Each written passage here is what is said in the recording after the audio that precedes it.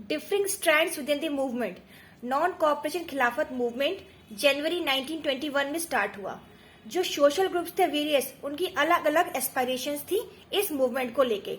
ठीक है, जैसे कि हम अपने आप में डिस्कस करें कि एक बच्चे के लिए खुशी क्या है कि उसको कहीं घुमाने ले जाए, एक पेरेंट्स के लिए खुशी क्या है कि उनको खूब सारा पैसा अर्न कर ले, ठीक है, बूढ़े लोगों के लिए शांति। तो हर एक के लिए खुशी का मतलब अलग अलग है। वैसे ही इस मूवमेंट का मतलब भी लोगों के लिए अलग अलग था।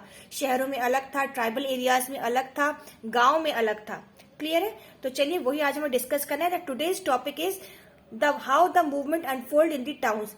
टाउन्स में मूवमेंट की शुरुआत कैसे हुई और किस तरीके से ये धीरे धीरे फेल हुआ टाउन्स में ही। ठीक है, तो फर्स्ट क्वेश्चन जो बनता है इस चैप्टर से वो बनता है, how did non cooperation movement unfold in towns. Towns में किस तरीके से नॉन कॉपरेशन मूवमेंट की स्टार्टिंग हुई।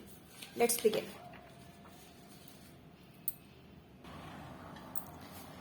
इन towns movement started with middle class participation. Towns में शुरुआत हुई मिडिल क्लास के पार्टिसिपेशन के साथ साथ।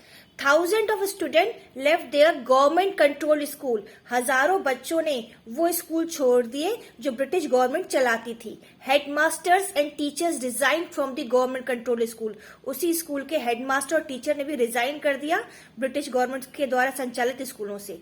Lawyer gave up their legal practices. जो भी लॉयर अपनी लीगल प्रैक्टिसेस देते थे कोर्ट्स में, उन्होंने अपनी लीगल प्रैक्टिसेस देनी छोड़ दी। फॉरेन विदेशी गुड्स का बॉयकॉट किया जाने लगा। Foreign clothes were burned in the huge bonfire. विदेशी कपड़े को बड़े से बॉन फायर में जलाया जाने लगा। Liquid shop picketed. शराब की दुकानों में घेराबंदी की गई। पिकेटेड का मतलब है शराब की दुकान के अंदर एंट्री करने से रोकना, घेराबंदी करके। तो इस तरीके से टाउन्स में जो नॉन कॉपरेशन मूवमेंट है अनफोल्ड हुआ। अगर एक क्वेश्चन आए, आप इतने पॉइंट्स में ही आपका आंसर समाहित हो जाएगा, आपको लंबी चौड़ी कहानी लिखने की कोई जरूरत नहीं है। अब नेक्स्ट क्वेश्चन बनता है कि how non cooperation movement fail early in towns. Towns में बहुत जल्दी ये फेल होना क्यों स्टार्ट हो गया।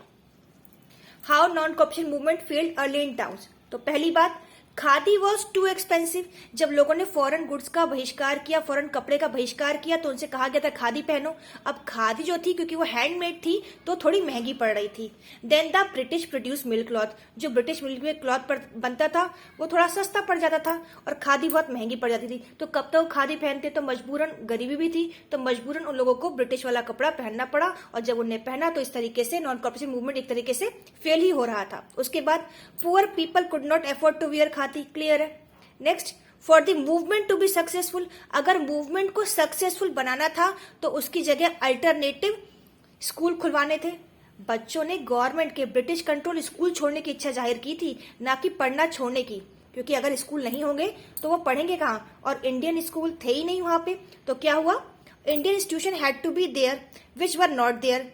वहां पे भारतीय इंस्टीट्यूशन तो थे ही नहीं। तो फिर क्या करा, दोबारा उनको वहीं पे ही उसी स्कूलों में, गवर्नमेंट कंट्रोल स्कूल में जाकर एडमिशन लेना पड़ा। इसके साथ साथ ही टीचर्स ने दोबारा अपनी जॉब ज्वाइन कर ली और लॉयर्स दोबारा काम पर लौट आए, क्योंकि उनको उससे दूसरा ऑप्शन दिखा ही नहीं कि वो इंडियन कोई लॉ ही नहीं था, इंडियन लॉयर्स नहीं थे। इस तरीके से मूवमेंट फेल हो गया।